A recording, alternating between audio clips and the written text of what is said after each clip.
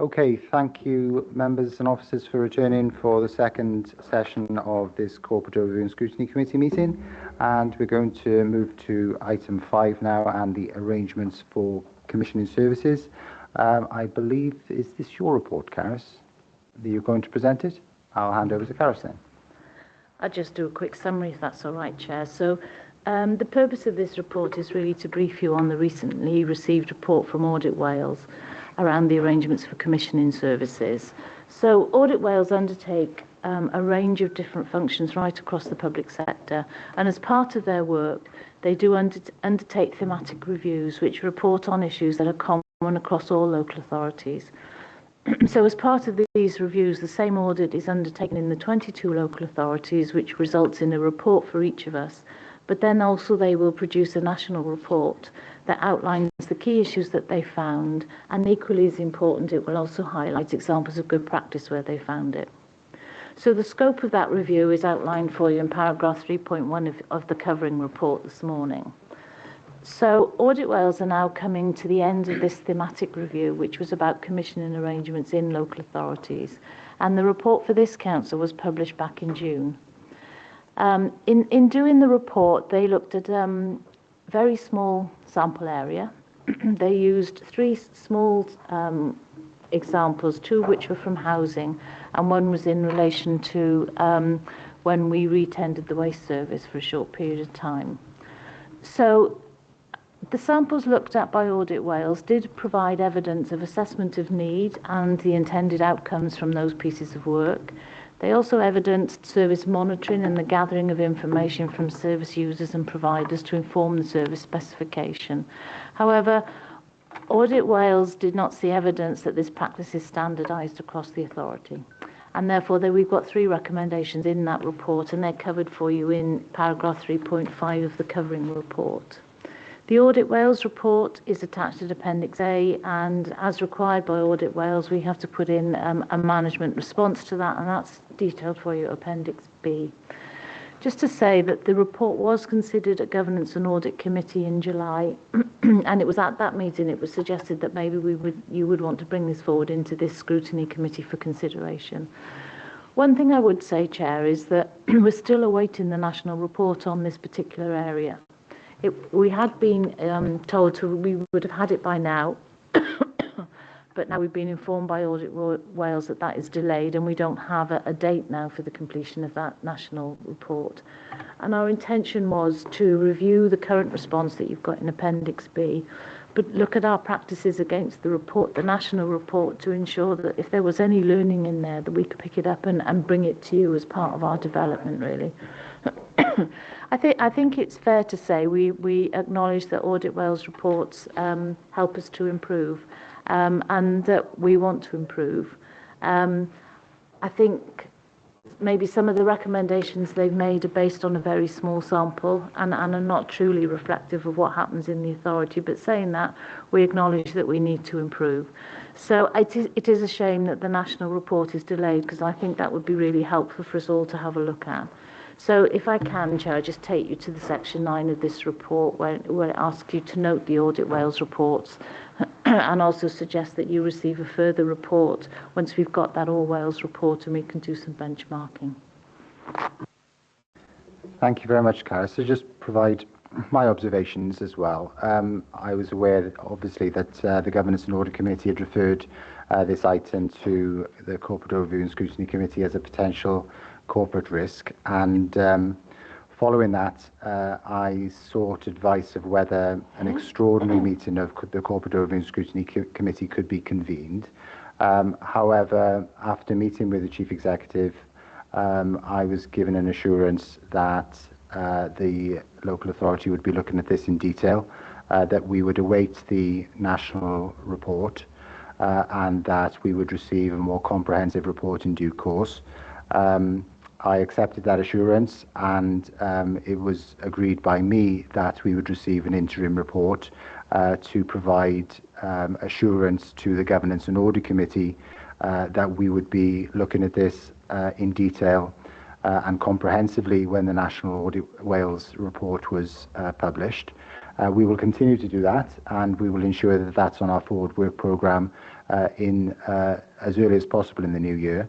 But I know that, notwithstanding that, I know that a number of members have questions on this particular report before we do that in early 2026. So I'll bring in first Councillor Martin Williams and then Councillor Haynes.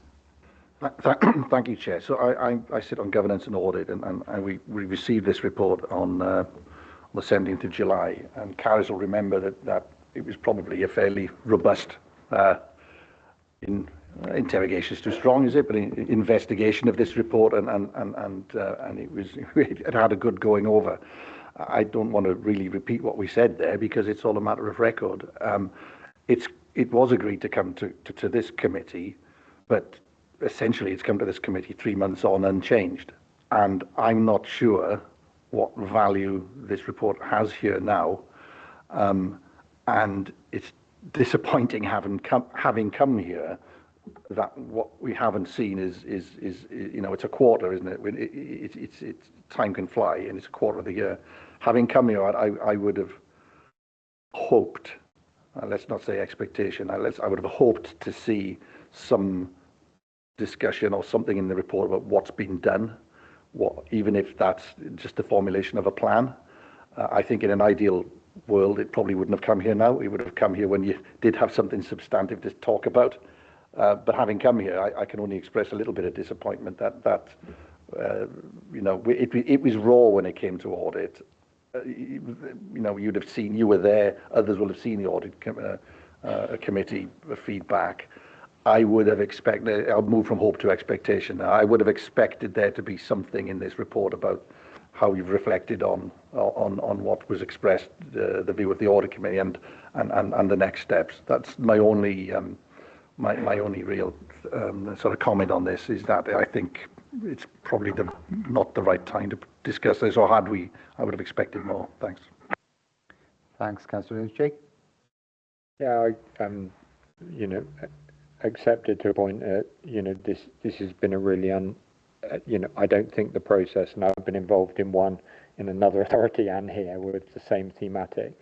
I guess my expectations would be, normally in those, the purpose of a thematic review across Wales is not to, is to do a very specific dive in different authorities, and the way they approached it in this particular one was striking, valid perhaps, but striking nonetheless, in they looked at radically different things in different authorities. So the comparators are very different. The examples they looked at in authorities so our thinking was, in most authorities, that the value for this bit of work from Wales Order would come in the overview report, because it would give a picture.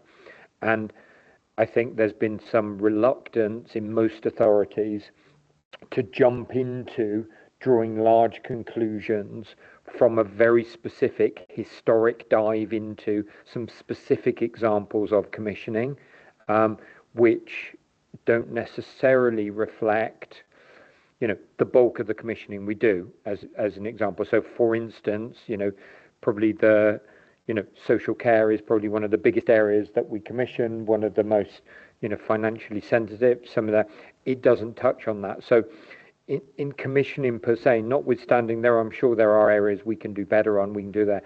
We've been anticipating between that report and this, that an annual, and in fact we were told at one point that the national picture would come out. That's been delayed. So I think it's a valid point to raise if we try and seek some clarity on when and why that hasn't been produced. I'm not clear on that.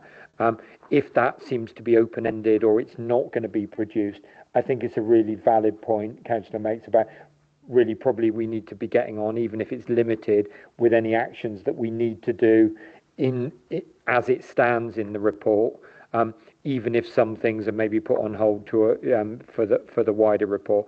I really appreciate that's a bit of a messy answer, and it's been a bit of I can tell you it's been a messy process from start to finish. This whole review, and maybe it hasn't reached the expectations that any of us thought it would when it was being suggested at the beginning.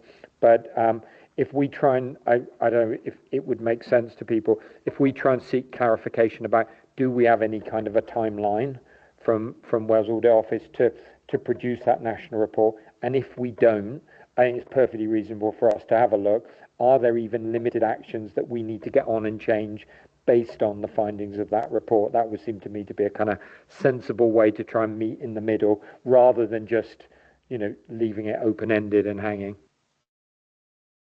Thank you, Jake. Councillor Williams? Yeah, I accept that. I mean, I don't want to go back over what we talked about in audit. My only observation is that instead of one painful meeting, there'll now be three, won't there? Because there was the audit meeting in July, there's today, which is a public meeting, and then it'll go back to audit next week. And there's a danger that, you first had the first difficult conversations, and now today there's a risk that it'll be say, well, nothing's been done, and then next week there's that risk again, and I think we need to learn lessons on that. I do think there's a principle on these thematic, and I'm more than happy to have a conversation with all. There is a principle that on these national thematic audits, like the whole point of them is to get a national picture and draw conclusions, rather than extrapolating too much from tiny little dives into tiny bits in each authority.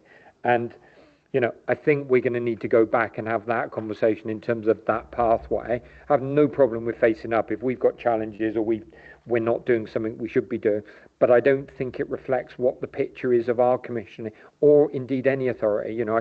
My last authority, they looked at some arm's length companies that were being run by the council there, which was a completely different model of how you deliver services. So it wasn't really almost commissioning, it was almost like a delivery model they looked at there. So again, we'll chase that up, and I think there's probably something for us to reflect on with the auditors around what is the expectation of us producing an action plan when prior to or during the the process of them producing a national report.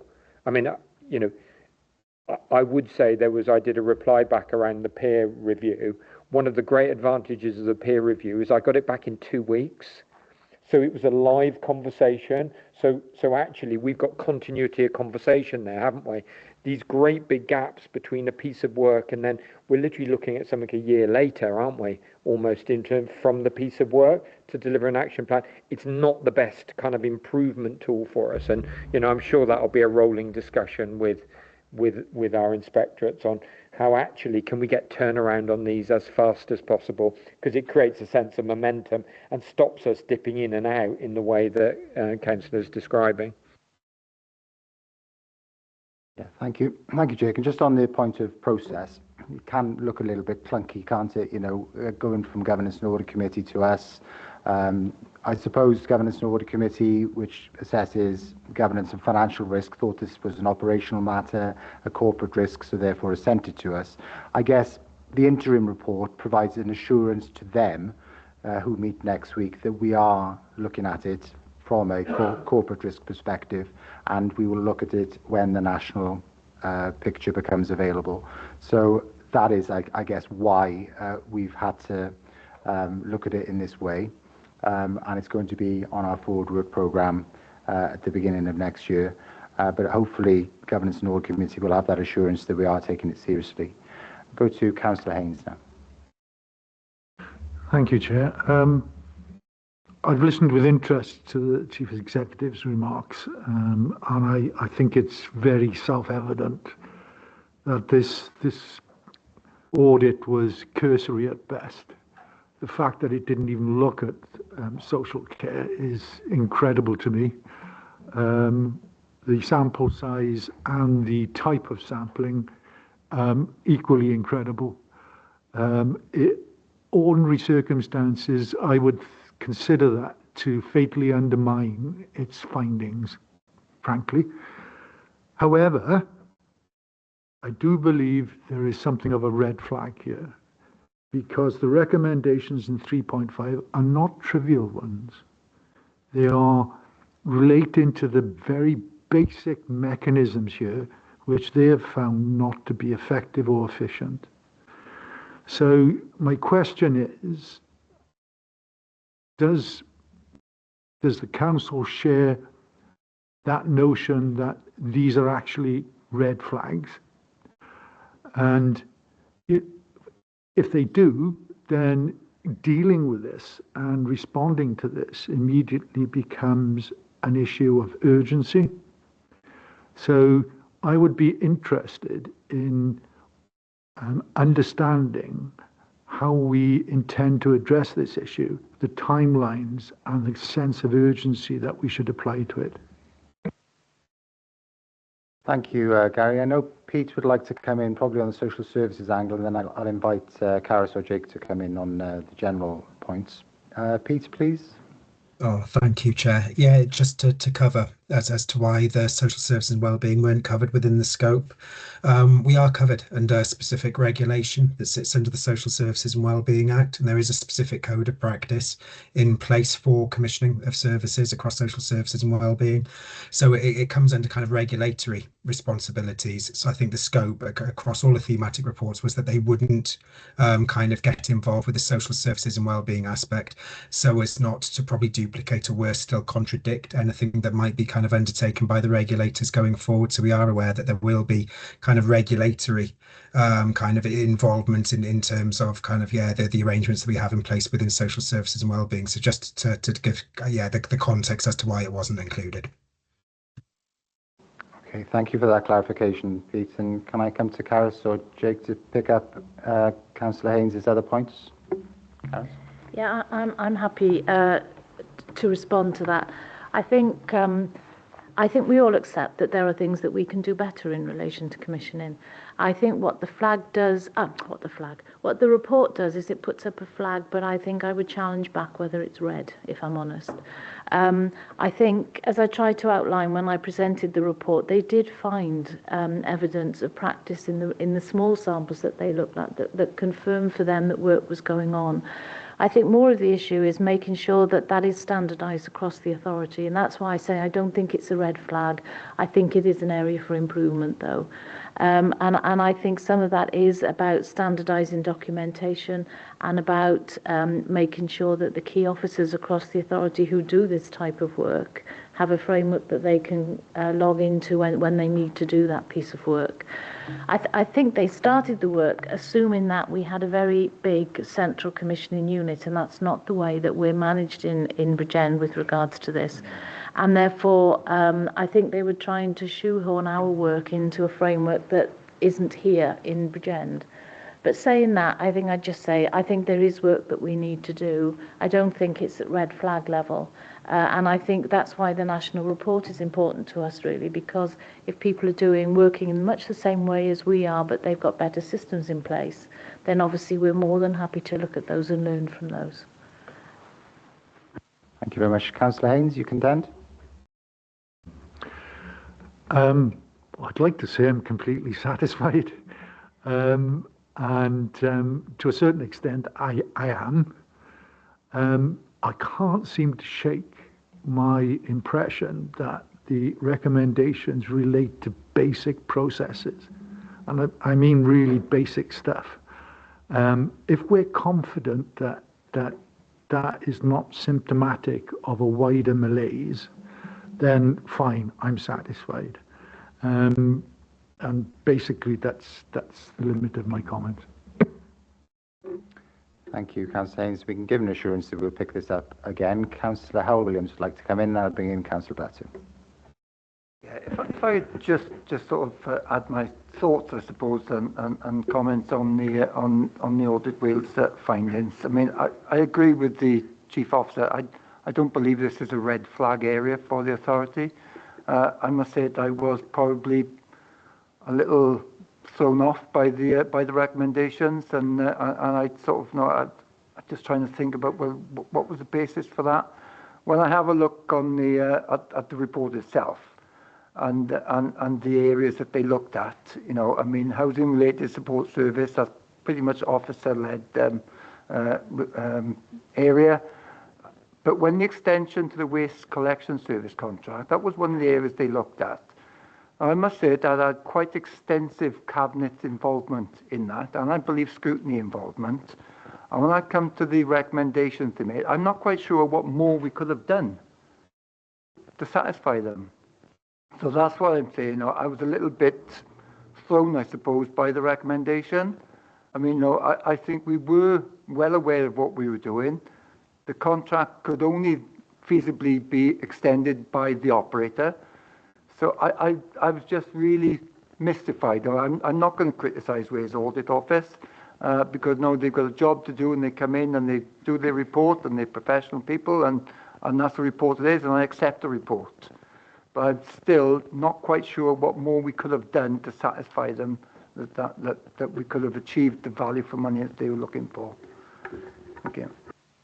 Thank you, Councillor Williams. I think it's just more about what Cara said in having assurance that we have a standardised process and consistency across the organisation. But I'll bring in Jake now. Are people happy with the way forward that we'll try and see?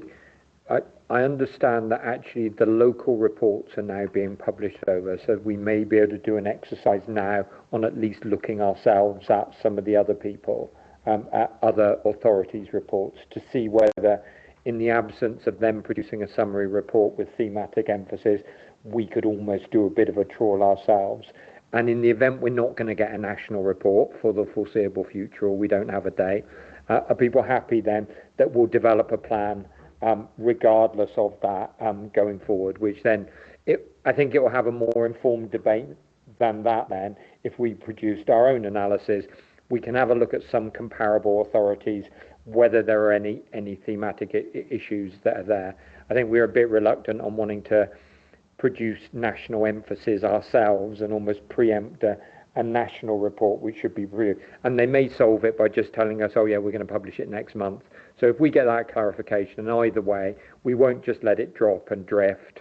We'll come back with some positive actions going forward, and then that can inform the debate probably a little bit better than maybe where we are now. Okay, thank you, Jake. I'll bring in three members who've indicated. Councillor Bledsoe. Thank you, Chair. I've listened to the debate and I believe this is for noting this report, isn't it? However, I think what's very obvious is, and I won't use the analogy I used earlier, but I think the door's been open a crack. We're looking down the little side of that crack. We're only seeing a little bit of what goes on in terms of commissioning. And Pete will tell you, in social services, we do a whole raft of commissioning, and that wasn't even looked at for whatever reason, but it wasn't looked at. But I think what it has highlighted is, as Councillor Haynes has said, there potentially could be areas that are an issue. Do we as an authority then need to use that as a springboard for a deeper dive? But also as well, I think potentially we could bring this back to scrutiny as an EGM report further down the line once we've had this report from Audit Wales that should have the outcome that was due in the autumn, and obviously we're in the autumn now. So maybe, before March, if we bring this back and note it now and take it from there, because I think potentially there could be other areas that we need to look at. Thank you. Thank you, Councillor Bledsoe. Councillor Martin-Williams. Yeah, I mean, I agree with what the Chief Officer said. It's been flagged by Audit Wales, whatever the view is of the effectiveness and the breadth of that audit is by the by. If they say something that's critical, we should take notice of it. But notwithstanding that, it shouldn't really matter who's flagged it, whether it's Audit Wales, whether it's internal audit, whether it's a whistleblower, whether it just came up in one of our meetings. It's been flagged as a potential weakness. What colour of flag I'm not going to be drawn on, and I think it's therefore incumbent upon us. And remember, it's incumbent on those who watch these meetings, the general public, that we do at least put some sort of plan in place to investigate further pending the national report, because I think that's the very least that would be expected of us. And I can't speak for the Governance and Audit Committee, but I would imagine that anything less than that going back next week would cause a little bit of upset. Okay, Okay, yep. Thank you, Councillor Williams, for that. Councillor Haynes, please. Oh, Councillor Davis, sorry. Yeah, my IT is still not completely working. So Councillor Haynes has raised his hand on my behalf.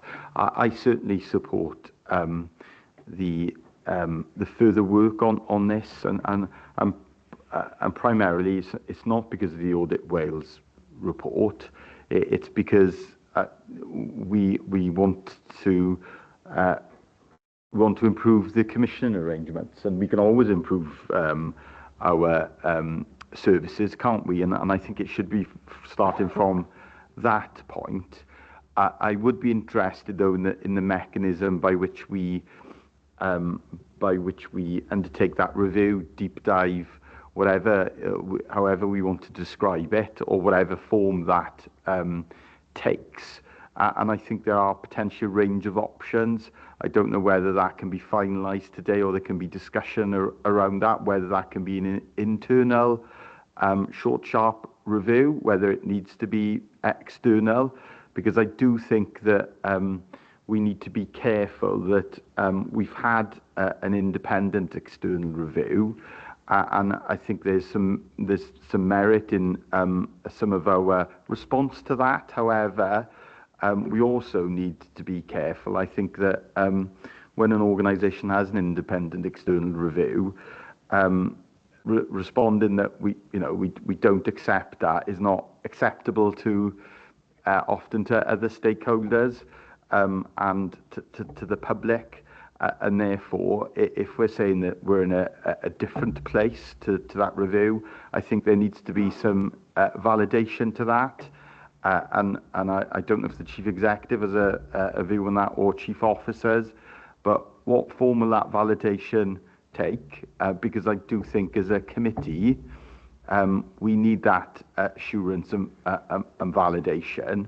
And is it through a peer review, for example, or is it through our own internal audit function undertaking a review of other services, and if we're confident, if officers are confident that this is not particularly reflective of wider services within the council, then that internal audit should, I'm sure, provide a different set of outcomes to the outcomes we've seen from this review. So that's my question.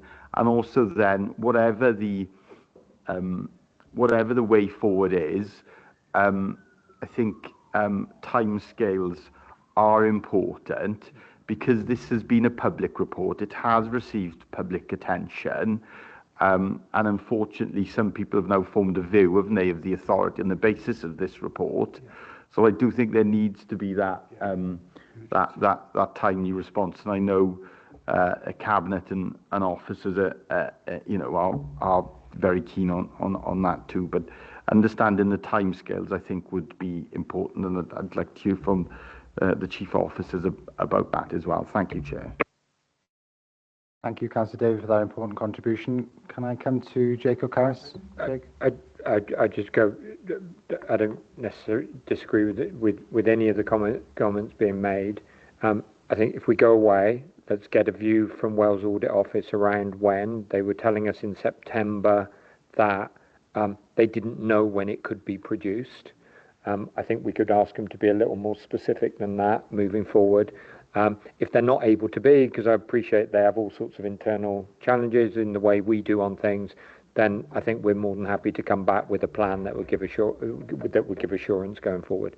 That, in that sense, is not open-ended, and I would have thought by the end of the year, at that point, then we'd be in the position where we're reasonably clear on, look, these are the interim actions we're taking, notwithstanding. We'll also have a bit of a look, I think, at other authorities' reports and whether there are other obvious things that are coming up there. I've had a look at a couple of them. I'm struggling, to be honest, to extrapolate thematic things from those reports, but we can have another look at it. And either way, if there's things we need to do, even if it's getting more assurance or whatever it is, we can be proactive, and then you can take a look and scrutinise those to see whether you're satisfied that those meet the public confidence test and the other things councillors have raised. Thank you, Jake. I'll bring in Pete now and I'll come back to Councillor David.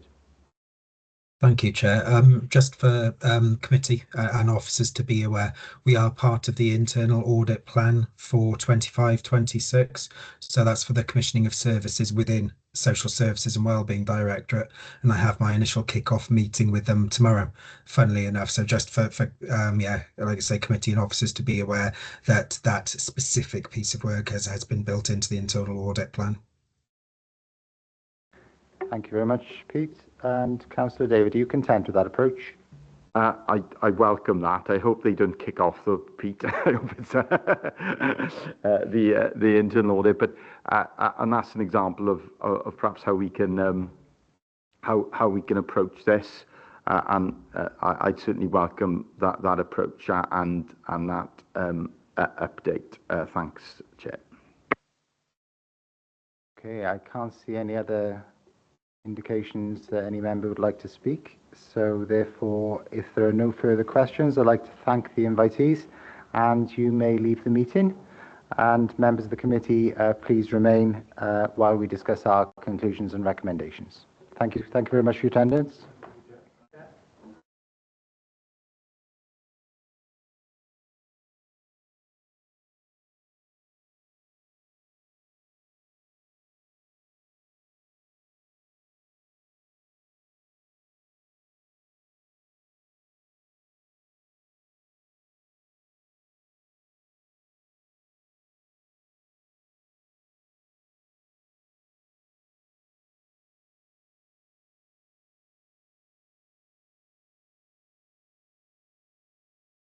Okay, thank you, members. We'll go to item 6 now and our conclusions and recommendations. I'm just going to ask Jessica to summarise the key points and then the committee can make its conclusions and recommendations thereafter. Jess. Thank you, Chair. Yeah, so members had, obviously, the first report this morning was the Q2 budget monitoring report.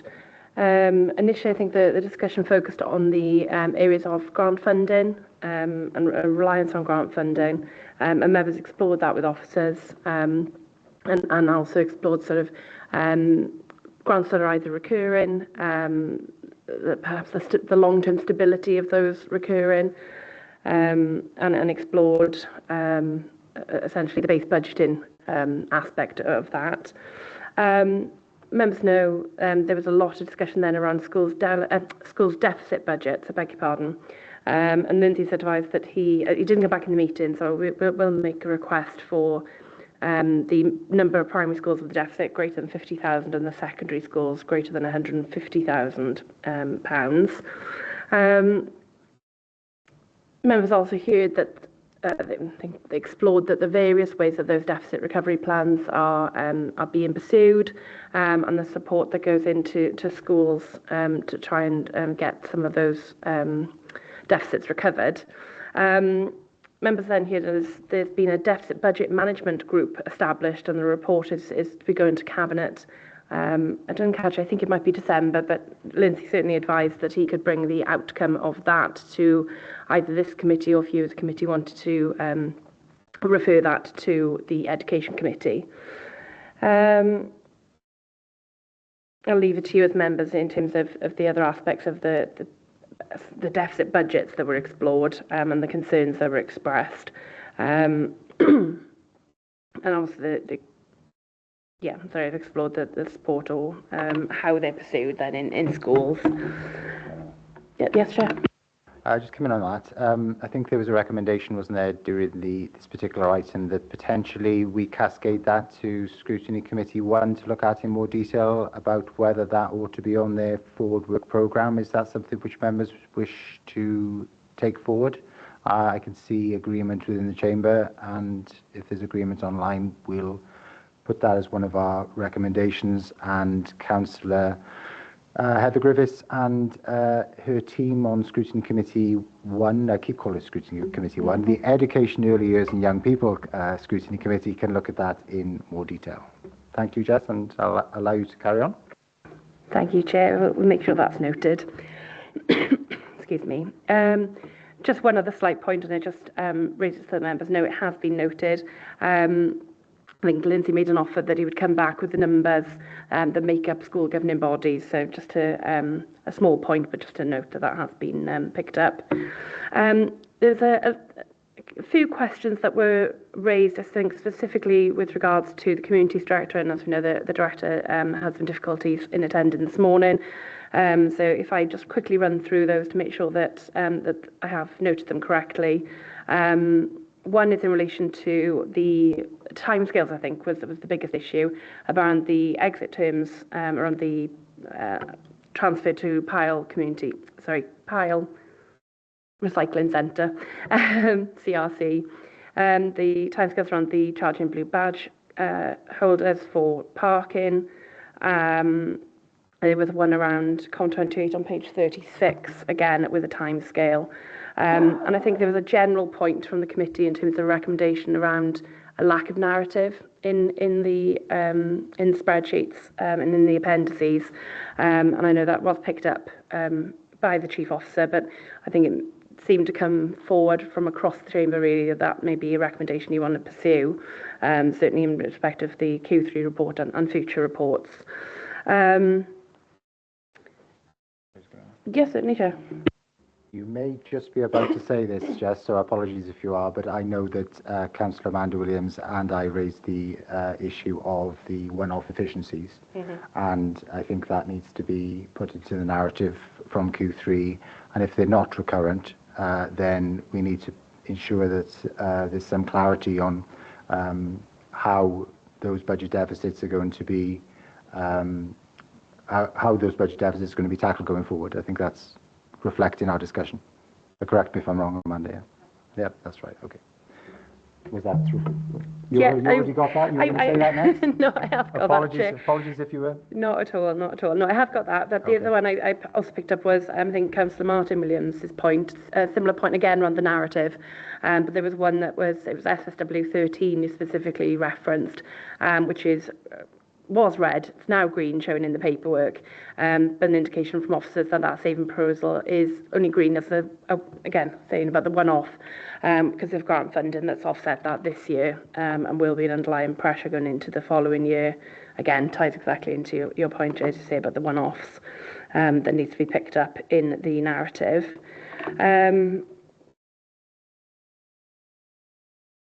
Similarly on the questions that would have been asked or answered today, there's a timescale regarding the feasibility study around the Bowls Hall.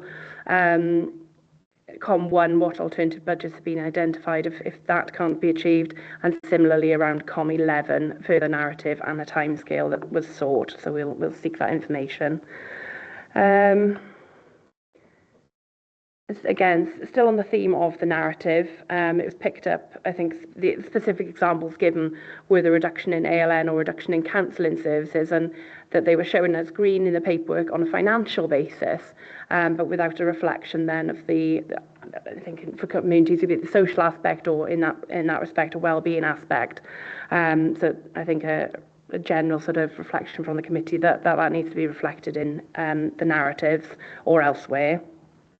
I think then the conversation moved along perhaps to transformational thinking and how things can be done differently. Specifically, there's discussion regarding the budget reduction proposal to reduce the waste enforcement team, and there was some discussion about fly tipping and the possibility of the use of technology, including CCTV. And then a similar discussion was held around parks, playing fields and the bereavement services, and grass cutting and changes. I think indication that changes need to be made, essentially working as one team together in that respect. So I'll hand back to you, Chair, for any further comments or recommendations or reflections from members. Thank you. Okay, thank you, Jess, for capturing all that. Can I ask any member whether they wish to make any other conclusions and recommendations, or whether Jessica's captured that comprehensively? Councillor David? I think we've covered in one of the recommendations to the point that Councillor Martin Williams made around the breakdown of the grants, because I think certainly in terms of the budget setting process going forward, there's a world of difference between a one-off grant that we know is literally, and there's some Welsh Government grants that are only one-off for 1 year, and multi-million pound grants the year on. And having some analysis of that will be helpful in terms of shaping the future budget, because I'm sure finance officers have got it, even if it's in their head, but they've got a rough idea. But there could be, you know, there's millions, multi-million pounds worth of grants, and having that breakdown would be helpful to us in terms of the budget setting process, I think.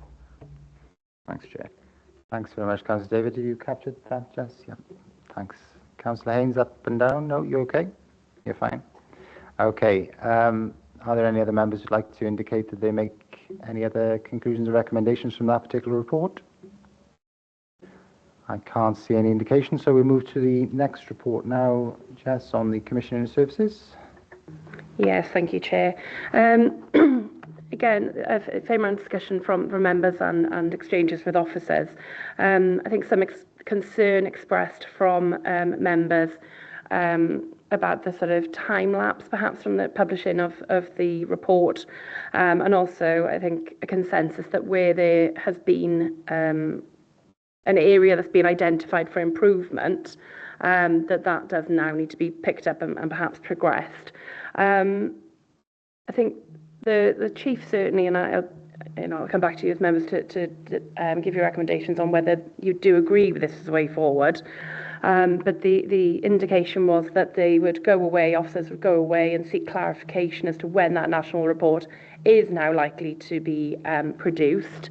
Although it is referenced as autumn in the report, obviously members picked up in the pre-meeting that, you know, we're heading towards winter, and there was an indication in the meeting actually don't know when that report is currently going to be published.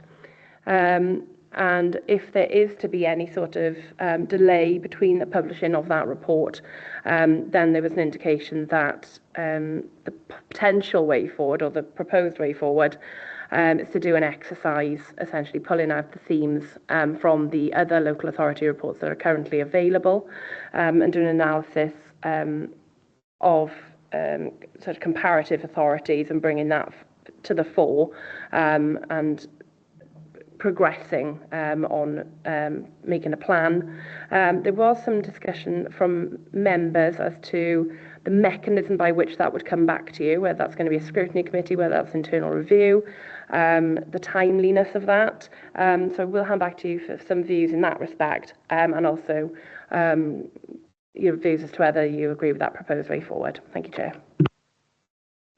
Thanks very much, Jessica. I'll come to Councillor Haynes, and I know Councillor David was very vocal on this point, so perhaps I can defer to him to seek his recommendation. I think, Councillor Haynes, have you raised your hand on behalf of Councillor David, or do you both want to speak? Okay, you're doing a tag team effort there. Okay, Councillor Haynes first, then Councillor David. I have to be very careful about seniority. I am wondering, Chair, if we could, in the recommendations section, suggest, would there be value, given the nature of this and the publicity that's attended this report findings, is there value in suggesting or recommending that we conduct an internal review of a selection of commissioning items to reassure ourselves that there is no deep-seated malaise? And can I suggest that if there is some value to doing that, suggesting that we do it in a timely fashion, and that I can't see any reason why a quick and dirty, if you like, exercise couldn't be completed before the end of the year and reported back. I lay it open to you, Chair, and the rest of the members, whether that's a worthwhile recommendation. Thank you, Councillor Haynes. I'll seek the views of other members first. Councillor David? Yeah, I'd certainly support that as a minimum, and I think it should be on the basis of it's not so much. So I think obviously we need to address the review by Wales Audit Office, but it's for our own self-assurance, isn't it? And that's the most important thing.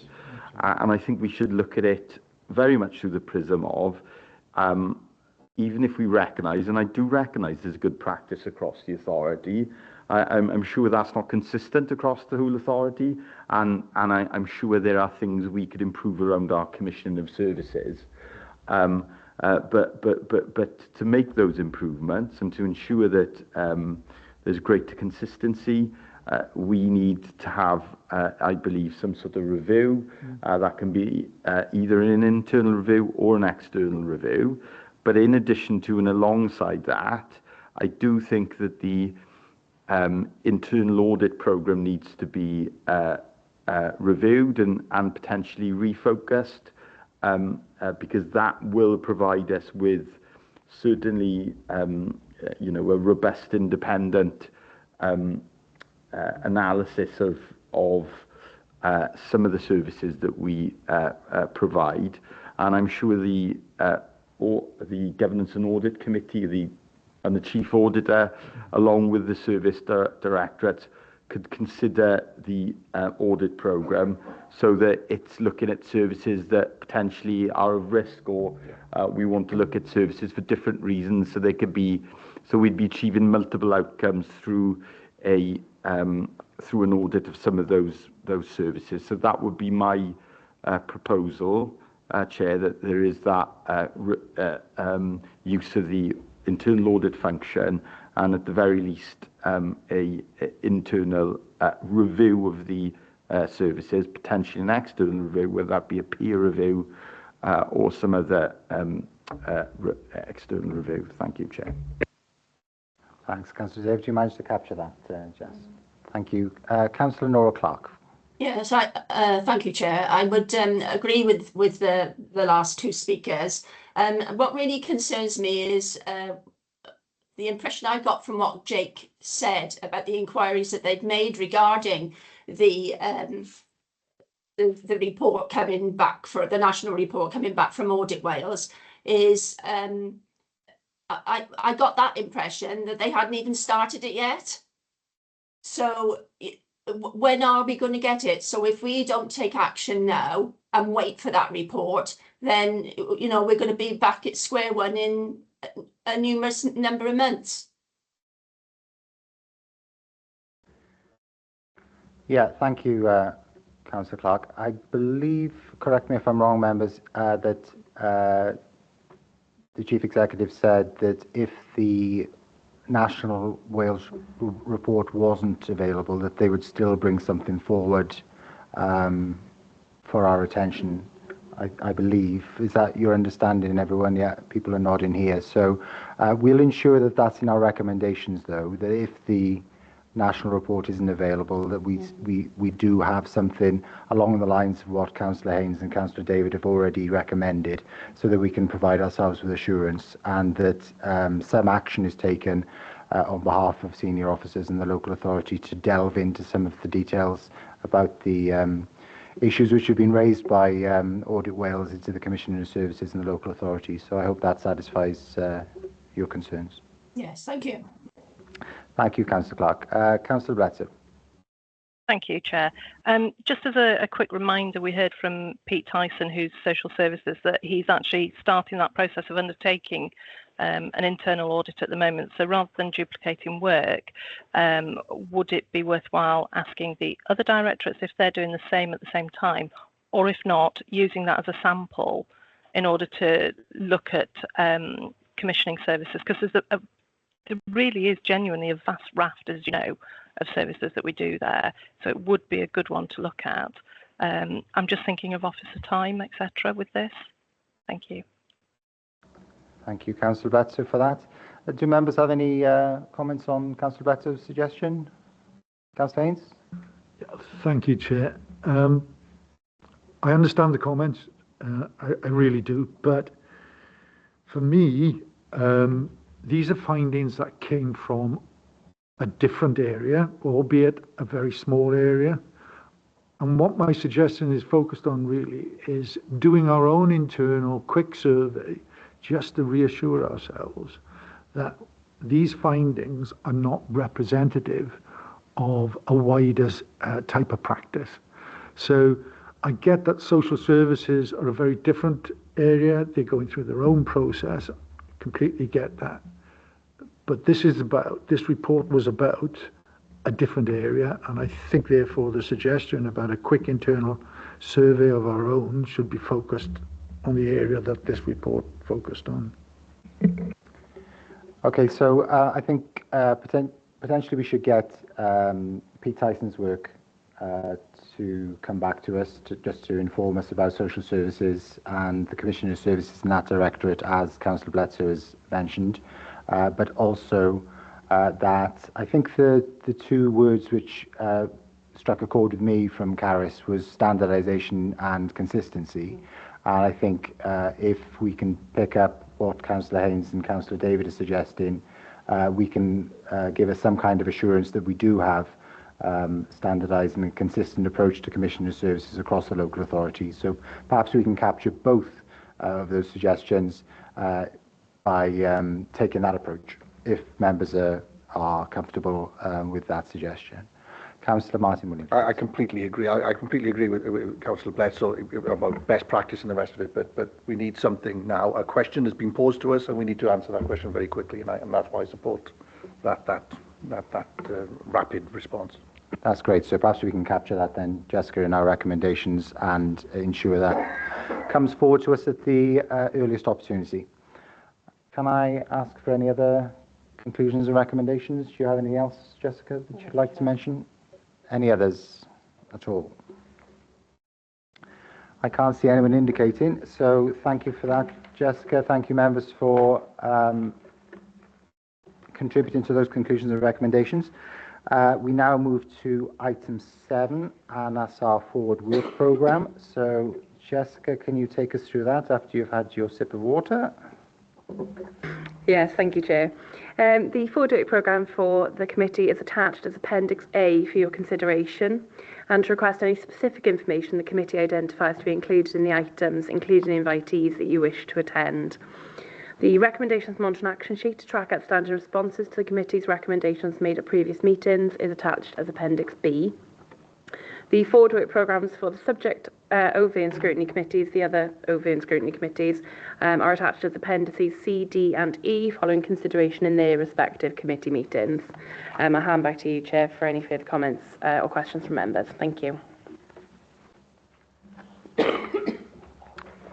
Okay, thank you very much, Jessica. We'll take a look at our forward work programme then. And what we've got coming up, we've got, I think the next meeting is in December, whereby we discuss the performance report for 25-26. That's the Q2 performance report. Everyone content with that substantive item. We also have the corporate plan delivery plan and the scrutiny annual report. That will come forward in December. As usual, we will be formally scrutinising the draft budget and the MTFS in January, as we usually do. And then we've got 2 meetings in January, as you know. So we've got the draft budget consultation process, the capital strategy, and our Q3 revenue outturn report. So be prepared for a relatively long meeting on that particular date. Q3 performance report on 26th of March. And then there are reports to be scheduled. As you're aware, I gave an assurance to Councillor Tim Thomas and full council that we would look at the whole council response to the extreme weather debate that we received yesterday and the climate change and environment. That is on page 87 of our pack as reports to be scheduled. So I would suggest to members that, given my assurance to Councillor Thomas, that we schedule that on our agenda in the first quarter of next year, if that's possible. We obviously have the commissioning of services report, which needs to come back to us at the appropriate time, so that will need to be scheduled. And I don't know what members think. I'll open it out to you now, but I think we've already established and this process will be tweaked next year to ensure that we always improve. It's been a learning curve this year. I think we've done well in terms of the budget working groups and the deep dives which we've held to date. They do need to improve, and scrutiny chairs, group leaders and the scrutiny team will meet with senior officers to discuss how to take that forward in the next financial year. But I also think that there's a big piece of work around the chief executive's aspirations, around the delivery of public services, how we change how we deliver public services. It's a necessity, otherwise it's just a race to the bottom. He's talked about transformation and change. It's our responsibility as the Chief Scrutiny Committee and the Overview and Scrutiny Committee for Corporate Affairs to monitor that transformation and change. So I would propose that in some way, if we can set a terms of reference around this, that we set up a working group to take it outside of this committee, but report into this committee on this transformation and change agenda. And I don't know how that would work in practice, but I think we should do a piece of work on exploring how we can do some kind of workshop, some kind of working group on that transformation and change agenda. But I'll open it out to members for their views on that. Councillor David? Yeah, I'd certainly welcome that. The panel, the peer review report that was submitted to full council yesterday, that featured transformation was a significant area of that work as part of wider change within the authority.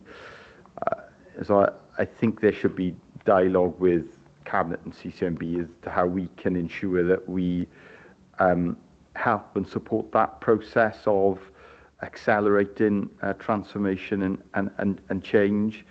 So I don't think we necessarily need to finalise today how we do that, but I do think we've got a really important role, haven't we, as Overview and Scrutiny, to support and challenge that transformation. So just that, and I was going to ask as well about the quarterly performance reports.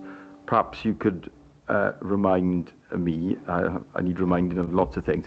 Do the other Overview and Scrutiny committees, do they look at performance? How do we align the work so we're not duplicating some of the reviews around performance, and so that we're ensuring best use of our time and CCMB time as well? Thanks, Chair. Okay, yeah, thanks, Councillor David. I think you make a extremely valid point in that we need to align our work with Cabinet and, sorry, CCMB, Cabinet and Corporate Management Board, yeah. We use so many acronyms, don't we, in the Council? So yeah, we need to align our work with CCMB around the transformation and change agenda.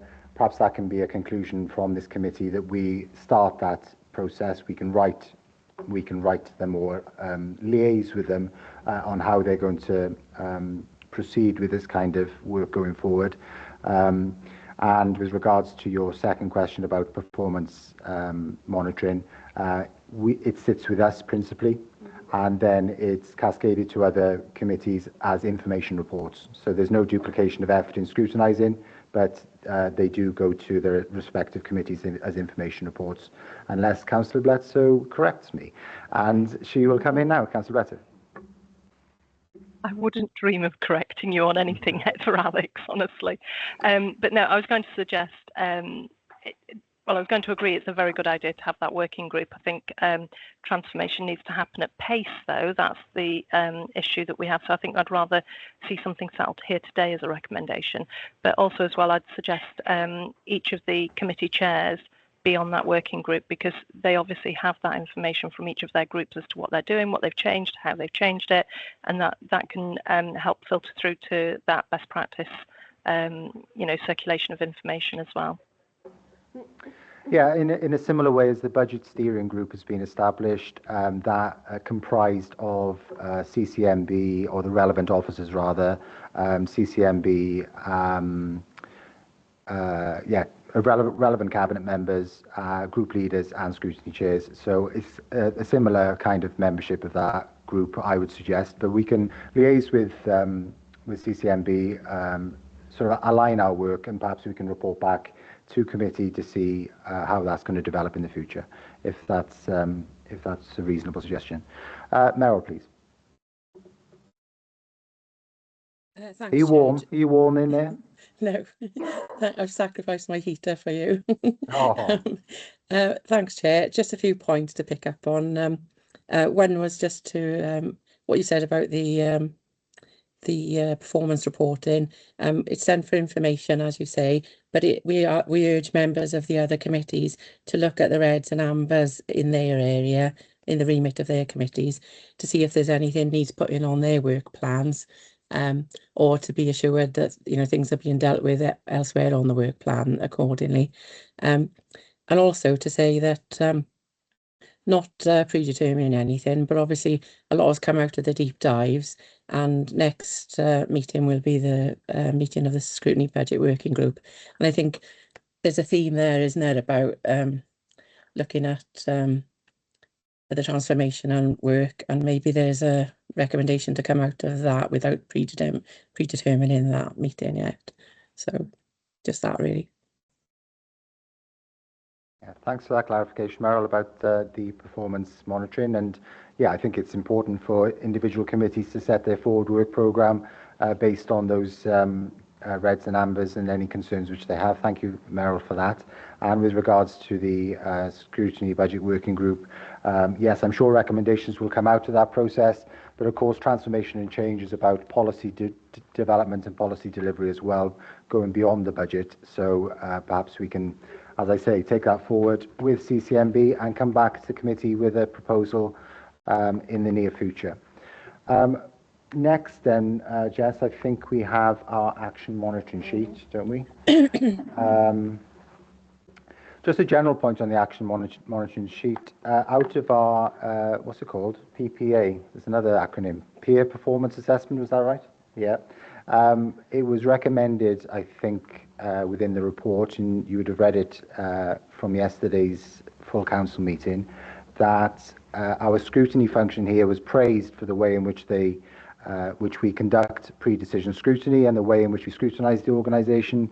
But it's important that we track our actions and make sure that our conclusions and recommendations are basically, we complete the circle. So we assess how our recommendations have been implemented within the local authority. There are examples of best practice, I understand, across Wales and the UK. Apparently Swansea do it particularly well. So the scrutiny team are going to look at how other local authorities do this and make some recommendations of how we can improve on assessing where we can monitor our effectiveness, I guess, in our recommendations and conclusions. Also, I'm very keen on ensuring that we get timely responses to our conclusions and recommendations. You would have seen yesterday that a number of actions, a number of responses rather, were only circulated at the very late stage, and they were from the Q1 budget outturn report. Unless we have responses in a timely way, they will be superseded by the Q2 revenue outturn report. So scrutiny officers constantly chase different directorates for responses, and I've asked for them to be returned to us in a timely fashion. Apart from that, you would have seen Appendix B circulated. I'd invite members to make any comments.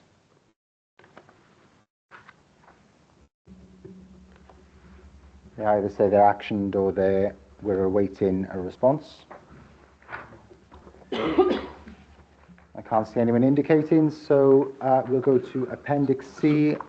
Sorry, Councillor Haynes. Sorry, I was a bit slow putting my hand Item 7, I made a note that didn't appear to be actually, there wasn't a real answer.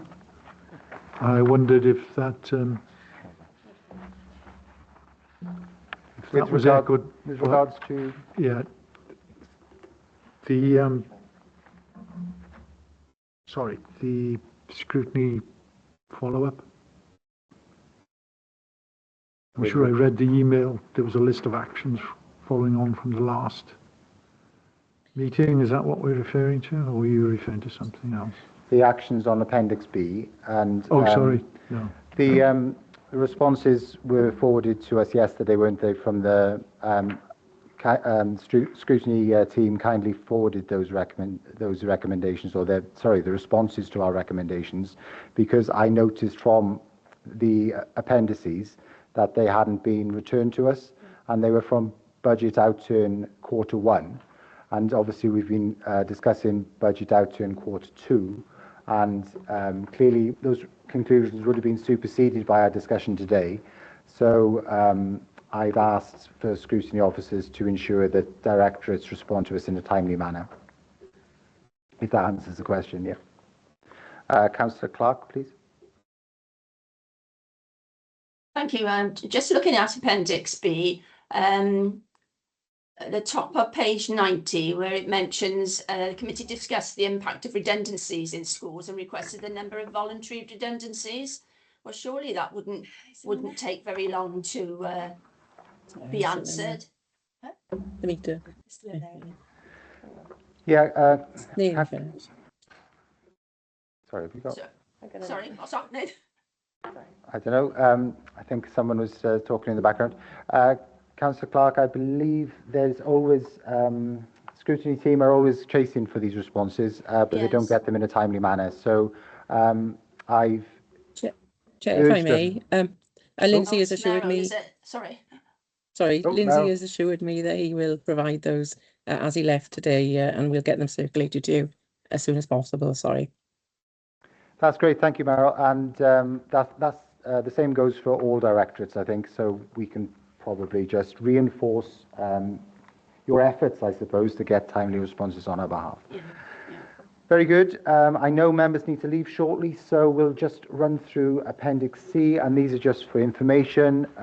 We are the overarching Overview and Scrutiny Committee, so we've got Appendix C, D, and E on the various subject overview and scrutiny committees for education, social services and communities. For your information, if any members have any comments, otherwise we'll leave them to their respective committee chairs. I can't see anyone indicating. Speak now or forever hold your peace. Okay. All right, thank you. We'll move to item 8 then, on urgent items. There are no urgent items of business in respect of which notice has been given in accordance with Part 4, Paragraph 4 of the Council Procedure Rules. I'd like to thank everyone for their attendance and their contributions today, and I'll close the meeting. Thank you so much.